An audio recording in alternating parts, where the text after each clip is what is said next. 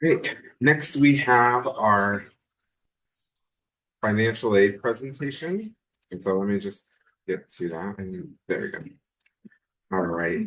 And so next we have financial aid presentation. And so I wanted to kind of introduce our director of financial aid here at UNC. And so we are still hiring our associate director of financial aid, who will be our in-house financial aid person for you in the com. But in the meantime, Lisa Schuler, who's our director, is going to give you a presentation, and then I'll come back and talk about a little about scholarships. And so I'll hand it over to Lisa.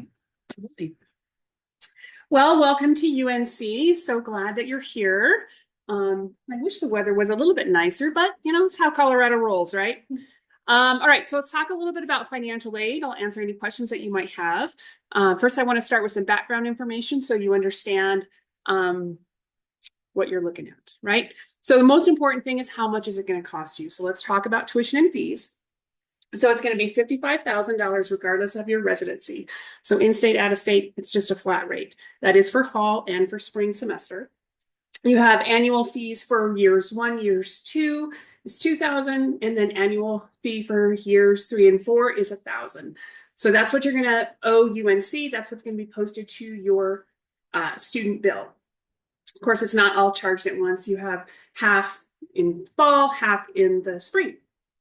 Okay. Any questions about that? It will not change. That'll be the same for all 4 years. Okay. Yes.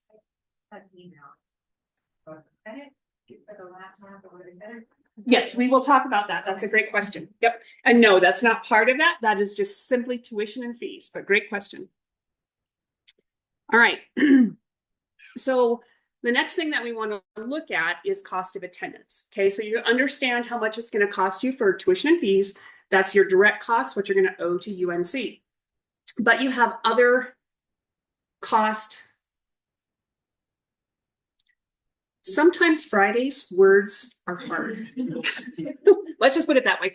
You have other costs that you need to take into consideration to live, right? And those are your books and supplies, your living allowance, personal transportation, medical, loan fees. Those are things that you want to start to prepare for and plan for. Now, those are variable costs because your costs may be different than the person sitting next to you. What we're going to do is we're going to provide you estimates of costs for housing. That actually comes to us from the Colorado Department of Higher Education. It's a state regulation, so that's what we use to estimate what your living allowances would be. Now, your books and supplies, that actually has come from our experts in COM. So they helped us understand what your books and supply costs would be, right? That is including your laptop. Well, actually, it doesn't include your laptop, but it includes some of the other things that you're getting the laptop and. So the other fees are laptop, your question banks. So you get $1,000 every year for question banks. Mm-hmm. So we will give you to learn, but you can have an extra $1,000 to buy whatever other research you need. You also will have things like your medical, you'll have like certain medical supplies you might have to buy. Mm-hmm. We are going to start you off with some medical supplies that we pay for, and you'll see that credit. Yep. So those medical supplies are already in there, with the exception of your computer. Now, you can do a cost of attendance increase if you think you need to buy a computer, but what COM is doing this year is, and I don't know if it'll go for other years, but what you're doing this year is the Phelps Scholarship Foundation is giving you a computer. So that will be, I don't know what the cost of that is. Let's say it's $1,000. We'll increase the cost of your supplies so that kind of balances that out. It won't take up room in your cost of attendance, if that makes sense, okay? But you can do cost of attendance increases. If you look at the living allowance and you're like, gosh, my rent is this, and that doesn't really match, and I need to have more there, you can do a cost of attendance increase so that living allowance line matches what your expenses are. But keep in mind that you're going to be borrowing dollars to help you meet those expenses, right? So you kind of have to balance that. So year 1, we're estimating that your total cost of attendance would be $87,304. So that's the number that you want to focus on. Again, it's just an estimate. You're going to want to go through and budget. How much are my monthly living costs going to be? And then multiply that out for the whole year. When you look at year 2, year 3, year 4, you're going to notice an increase, right? Because it's going to cost you more for residency. You're going to have travel costs built into that and some other costs. Yeah, so I'm going to let the expert talk about those. So yeah, your application for residency, we've built in at least 40 applications now. So know that the residency application service is a for-profit entity that medicine uses. And so those numbers might look different between today and 4 years from now. But we did include that. We also included your cost for your exams. So we only cover complex exams because we can only cover things that are required for the degree within the cost of attendance. You're required to take complex. If you choose a specialty or you choose to want to go to residency in a state where we think it's best for you to take USMLE step 1 or 2, that will be at your cost. So those are things, those are things that you would ask for Christmas. Things of that nature, or your family members, fun, so that you can afford those things. Start your Christmas list now, just saying. So I know it seems a little overwhelming to look at this over the next 4 years, right? But you do need to be aware, and you do need to be aware that there's some pre-planning that happens, right? Some of the costs you don't have control over. So your tuition and fees, that line stays the same. Think about the things that you do have control over, right? What your cost of attendance allows you to do is borrow up to that amount, right? So you can borrow aid. You'll get $50,000 in unsubsidized loan as long as you have a valid FAFSA on file. That will be part of your award offer, any scholarships that you might receive. And Pierre will talk a little bit more about those scholarships here in a minute. But that's all going to fill your cost of attendance bucket, right? So if you find that your living expense doesn't quite match what your expenses are, that's where you want to do a cost of attendance increase. Does that part make sense? Okay, and you're not doing that for all 4 years. You do that every academic year, okay? You're going to apply for your FAFSA every academic year in order to get that $50,000 in unsubsidized funding that you have available to you. All right, and we'll talk a little bit about the FAFSA. So there are some new regulations. The One Big Beautiful Bill has changed financial aid, has changed that landscape. And how that affects you as a student going into a professional program is that you now only have access to unsubsidized funding. That's $50,000 a year. And you can borrow up to $200,000. So you have your 4 years covered, okay? Obviously, that doesn't even cover tuition. So this is where you're going to want to think about private student loans and how you're going to fill that gap, right? You have, and there's scholarship opportunities too, but you want to focus on that cost of attendance number and how you're going to fill the bucket, okay? Your actual official financial aid award letter will come out in June. So as long as you get your FAFSA done and it's in a valid state, and we'll be communicating with you as soon as we have that on file, so you'll know, and then you're just waiting for the unsub to come up on your award letter and you'll accept it, and that's a pretty quick process, okay? Any questions about FAFSA? Okay, everybody's done a FAFSA at least once? Okay, good job. All right, so let's talk a little bit about, some notes for me so I remember all the things. Private student loans and the things that you're going to want to look for, right? First of all, let's talk about interest structure. Not all loans are created equal. So we're going to give you access to explore private student loan organizations that want you to borrow from them. But what I want you to understand is look at the fine print, like a fixed versus a variable rate. Those are some of the things that you need to take into consideration. Fixed rates, obviously a little bit more predictable, so you kind of know what's going to happen. But a variable rate, those might start at a lower interest rate and then they're going to increase. So you just have to look at what's going to be best for you, what's going to help you achieve your academic goals throughout your journey, and then what is it going to look like when you go into repayment. Those are the things that you want to think about. Also think about your repayment timeline. Your unsubsidized loan, you're not going to start paying that back until 6 months after you're no longer a full-time student, okay? Private student loans, they can have a different repayment schedule. So that's where you're going to want to, again, read the fine print. What are their expectations? Do they have opportunities for you to make interest payments while you're in school? Are they going to want a monthly payment once that loan is dispersed?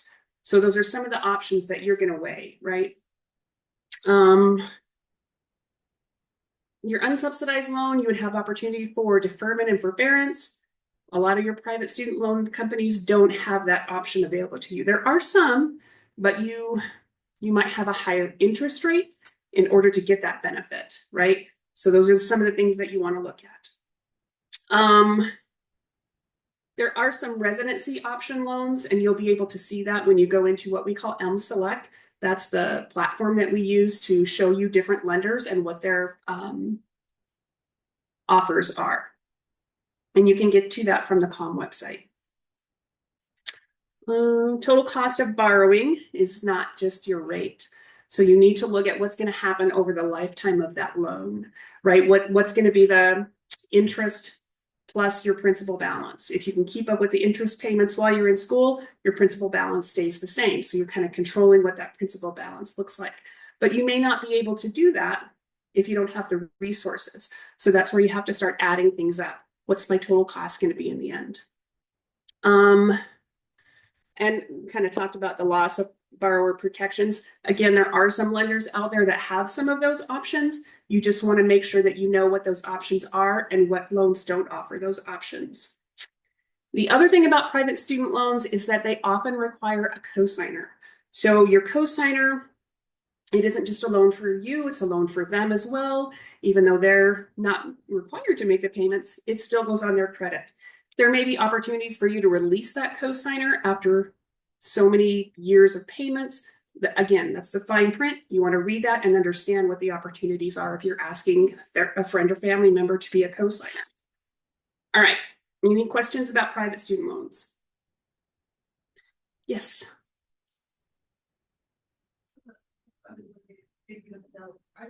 Will they force just the weekly spread across 4 years, or will you be able to borrow under that unsubsidized? Like, will you be able to borrow it under 2 years and then turn to private? No. The maximum annual award you can get in an unsubsidized loan is $50,000. Okay.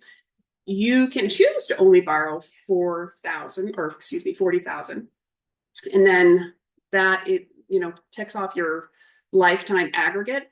But then you would need a 5th year in med school in order to access anything that you didn't use in year 1, year 2, year 3, year 4. I did have you talk about that last time, so if you want to address that, I'll let you do that. Yeah.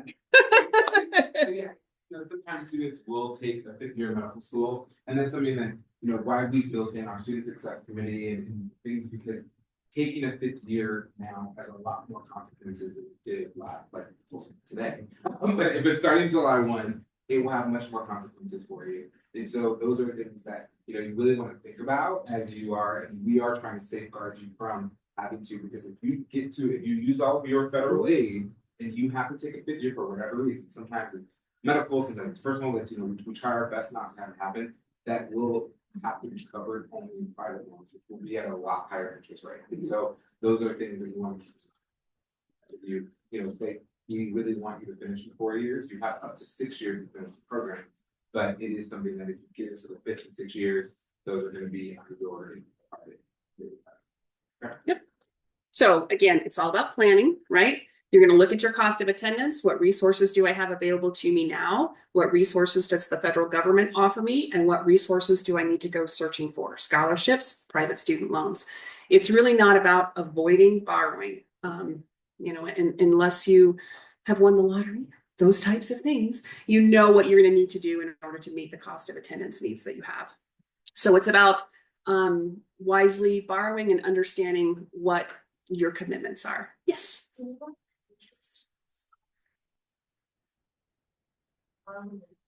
That is a great question. No, I don't know them off the top of my head, but if you go out to studentaid.gov, you'll see what the interest rate is on unsubsidized loans.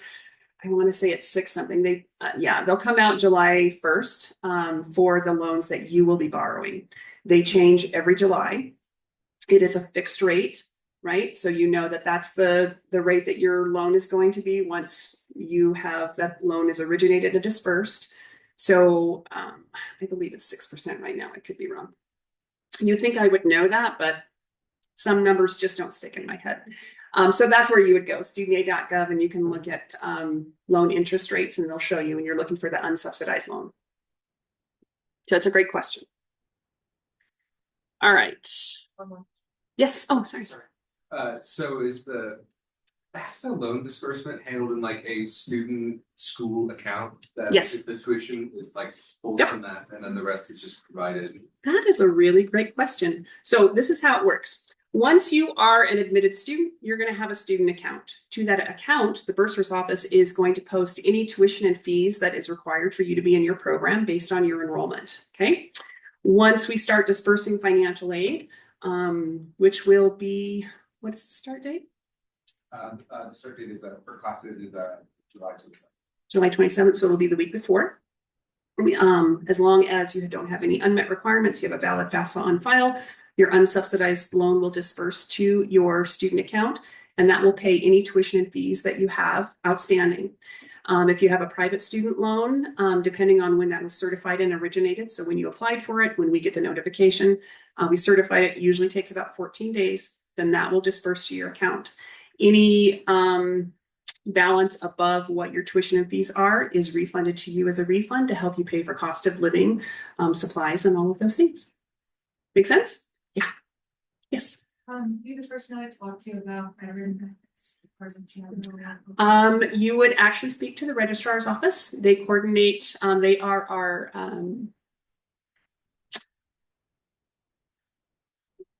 there's an official name for it, but that is housed in the registrar's office. And it's Daryl. That's Daryl Watson is who you're going to be connecting with. Yeah, you're welcome. Any other questions? All right. Okay, so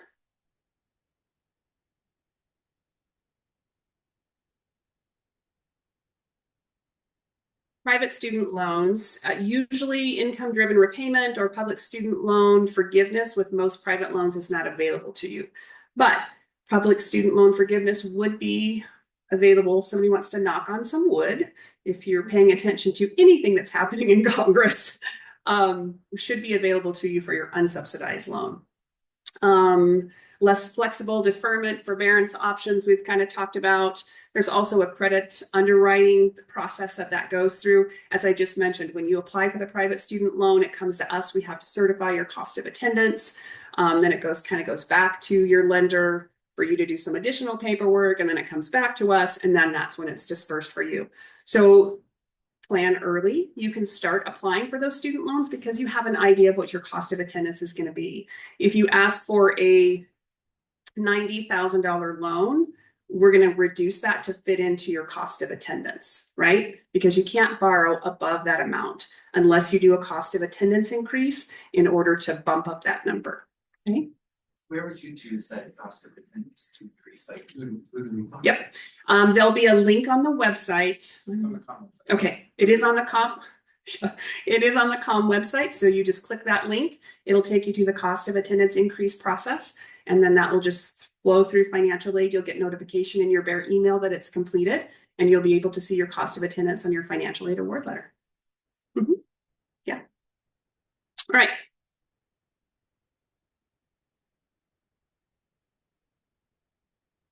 Elm Select, this is what I was alluding to earlier. It is on the COM website, but it's free. It's very lender neutral. You'll see once you get in there and answer a few questions to narrow down the type of loans that you're looking for. It'll have a bunch of cards, different lenders that offer different fixed variable rates and different terms. And you just go through and start looking at the ones that's going to best fit your journey. Okay. Make sure you select medical for your program. Yes. Because there are certain terms Mhm. that some lenders have for medical students versus other students. So make sure you select medical. Yep. All right. You're up. And so just to go over our scholarships, I think most of the students know about our scholarships already, but we have our first is our Phelps Family Scholarship. So the Phelps family has been very generous to UNC, and we have lots of different programs that have scholarships from the Phelps. So they did give two recipients. You must be a UNC alum to qualify for the scholarships. And if you have not been given the award at this time, you would be an alternate if you are a UNC alum and are in the class. But we gave out two of those this year, and they are $30,000. A total award of $30,000 a year. Sorry, total award of $120,000.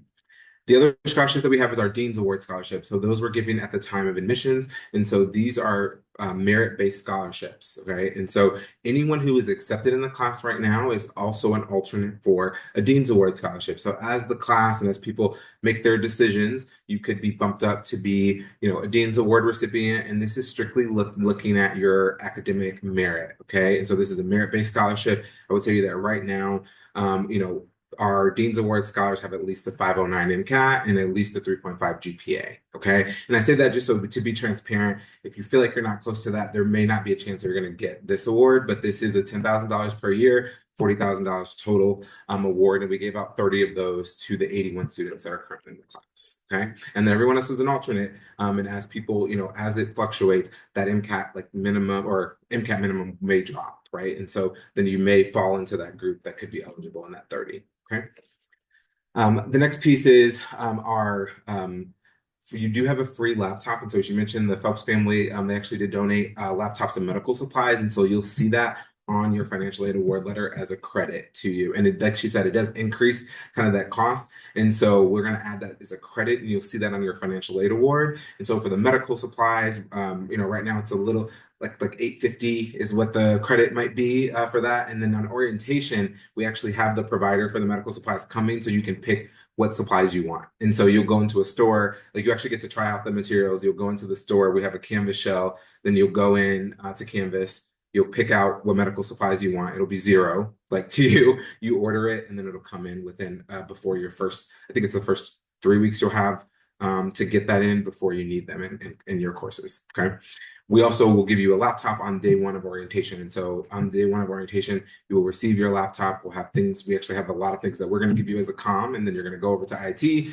They already set up, they'll set up and they'll actually give you a laptop. It's going to be registered through UNC, but it is yours. And then they also are going to give you kind of a demo at orientation about all the different supplies that are on it. We're going to upload your exam equipment, things of that nature, so that it's all set for you to go.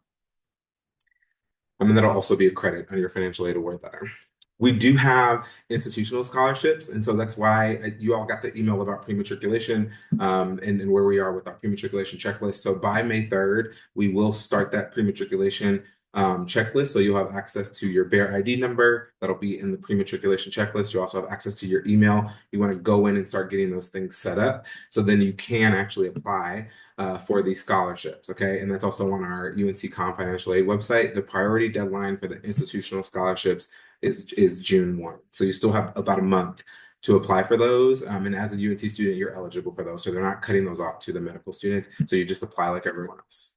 Okay.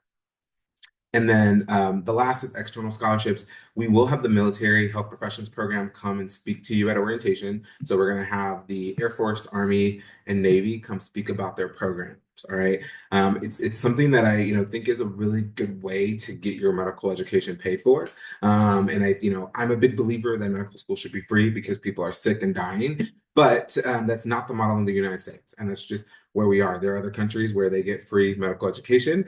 And this is the way that in the United States you can get your medical education paid for, right? It's by giving service. I've had many students do the military program, and none of them have been deployed. None of them have been, and I know we're in different times, but I will tell you that most of the time, students who do these kind of programs, when you give the service to the military, it would look like working on a base. A lot of students that I've worked with is you're working on a base as a family medicine doc.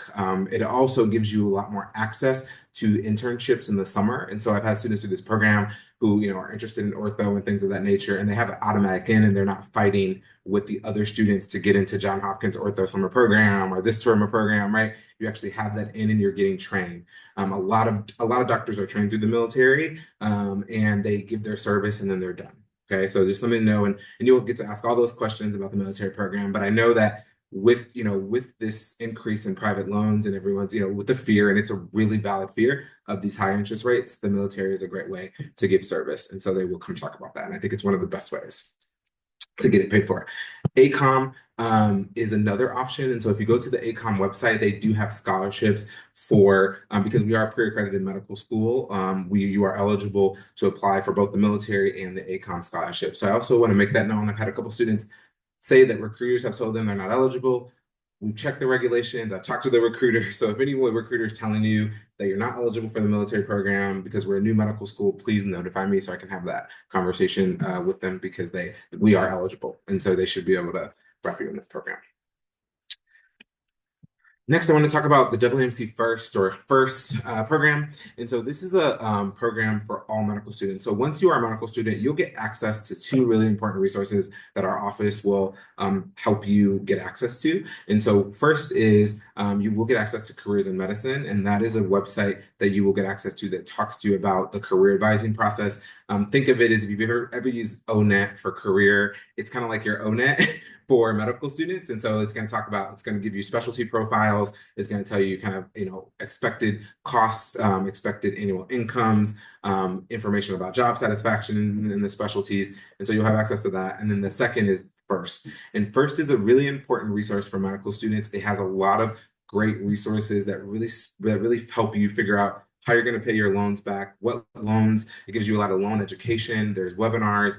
If anything that comes out from the First program, we also will send that to you all or put it into the Canvas shell as well. And so it's a really great tool. Repayment strategy plans are available to you through the First program as well.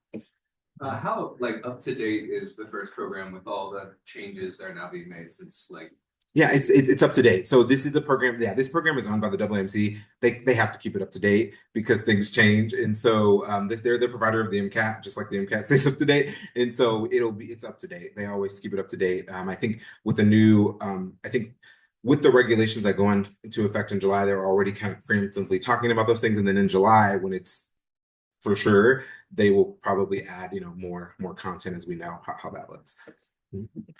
The 10,000 given by the school, is it towards the cost of living or only tuition? It'll be it's just the tuition. So if you get a scholarship, and think about it as the whole cost of attendance includes the tuition. And so if you got a Dean's Award, just minus that 10,000 basically from your cost of attendance. But it will, it will start with your tuition first. So think about your tuition. If you got the scholarship, it'd be 45, right? So if the military is you are with the military and they are supposed to pay the whole cost of tuition, so the 10,000 is not usable anymore. So that 10,000 then, so if you are part of the military program and you have that 10,000 is still, that's why I said it's the cost of attendance, it'll be refunded back to you, right? So the student would then get that. It's still your scholarship. Correct, Lisa. That's how. Yeah, think about your cost of attendance, take the bottom line, and then just start subtracting out the things you're going to get, right? So if you have a $10,000 scholarship, that's subtracting $10,000 from that $87,000 and change, right? So you're just trying to fill that whole bucket till you get to the $87,000, right? So if you get a $10,000 scholarship, it's going to disperse to your financial aid account, okay, your student account. That's where you're going to have direct costs. Your tuition and fee will be posted there. So if the aid that pays, right, covers those costs, you're going to get the refund. Does that help? Yeah. Okay. Yeah. Because it will help pay for other. Yes. It can. If you're using military benefits, so if you have post 9/11 GI Bill, GI Bill. okay, I can't speak to that in a way that I would feel confident. So you would want to speak to the registrar's office, speak to Daryl Watson. He will help you understand exactly what the VA is going to pay to your student account, and then what you're going to get for cost of attendance. And actually, VA benefits don't go into your cost of attendance. Okay, so that is something that the Department of Education says, nope, you can't count that against the cost of attendance. So that's something completely separate. Yeah. All right, so borrow only what you need. Don't think about the full cost of attendance. Think about what you need to think about. Full cost of attendance, you need to plan, and prepare so you can be successful, but think about what resources that you have available to put into that bucket. You may have family resources, you may have savings, whatever you might have, put that in the bucket so that you're only borrowing what you need. The last thing on that line should be what you're borrowing, okay? Understand interest as it starts to accrue from the moment that loan is dispersed. When we disperse your unsubsidized loan from the Department of Education, interest is going to start accruing. Same would happen with a private student loan. So you want to maintain strong credit because your interest rate will be based on your credit, right? Budget early and continuously. It's not any different than what you do right now in your life, right? I get in trouble when I forget mine, and my husband's like, "What's happening to this budget?" I've been busy. Okay. So just make sure that you continue to budget every month. Are you on track? Are you off track? What needs to change in order for you to stay on budget, right? And always read your promissory note. When you go out and start to do the things to get your unsubsidized loan, you'll need, if you've never borrowed before, you're going to need to do entrance counseling. You'll also need to do a master promissory note. Please make sure and read through that so you understand the terms and conditions of your loan. Okay, very important. My son was very mad at me that I made him read it, but I'm like, you gotta understand this. Gotta understand, it's part of adulting. All right. I'm just going to say that financial aid. I think I emailed you all, but I wanted to let you know we have an update. So we will have a financial aid rep who will start with us, and so she'll be starting. Her name is Marissa Miles. She will be starting in the last week of April, and so on May 3rd, when we launch the pre-matriculation checklist, there'll be a financial aid page that will have information similar to what Lisa just shared to make sure, because you won't get your financial aid award letter until June, but we want to make sure you feel confident that about the $50,000 that you'll get, and then you can start having individual appointments with Marissa. Marissa is very knowledgeable. She was the director of financial aid at a College of Osteopathic Medicine and the director of financial aid at an allopathic medicine school. And so she's really well versed, and you can have virtual appointments with her. So on that page, there'll be a bookings link where you can book an appointment with her. I do recommend that you wait until that time to start signing any private loans so that you can talk with her about that. Start planning now, start looking now, but yeah. Yeah, but don't sign any private loans or get them, and then she'll be able to walk any student through, the process, any questions that you have, and that'll be starting by May 3rd. Okay.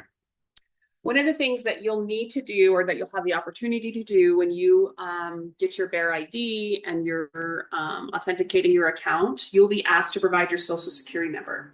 If you're doing a FAFSA and plan on using unsubsidized loans, I need your social security number in order to match your FAFSA to your account, because we match on name, social, and date of birth. So that's why we're asking for that information. If you don't provide it, I can't match your FAFSA. Therefore, I can't offer you an unsubsidized loan, if that makes sense. Okay. All right. What other questions do you have? Yes. Yes. Yep. Per semester. So you want your balance to be at a 0 in order to go into the spring semester. Great question.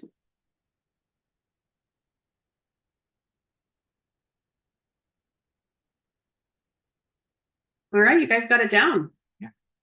All right. You will have to meet with you will have to actually meet with our financial aid rep every semester to make sure you're staying on budget. And so that is a requirement. And so that's something that you'll do through our office. And we want to make sure, because you are our first class, these meetings are very important for us to make sure we're not missing anything for your cost of attendance, making sure that, we're not putting you out there to feel like you can't afford this, right? And so those meetings are really important. They'll also talk to you about budgeting. And Marissa already has resources that she'll be sending out to the class related to how do you keep a budget, budgeting spreadsheets. And then we'll have our first financial literacy presentation as part of your PPC course. So as part of PPC, every semester we will have financial literacy, and we'll talk about debt protection, getting ready to plan for residency, because you have to start thinking about that in year 3 of medical school. How are you going to be able to afford residency and those things? So we'll talk about that as well as part of that course. You said that we could access some of these resources through a Canvas shell. What is that? Yeah, so you'll get a Canvas shell. So if you ever use like Blackboard or Canvas, it'll be our instructional method. So platform. Yeah, it's a platform. And so once we get like closer to orientation, we'll release the Blackboard shell to you, and then it'll have information on all of our orientation. And we'll use that as a resource for you so that we're not emailing you all the time, right? And so we'll say, this is on Blackboard, kind of do a weekly digest that will come on Blackboard, because there's just things happen so quickly, and especially related to career advising, financial aid. We don't want to email you every time there's an update.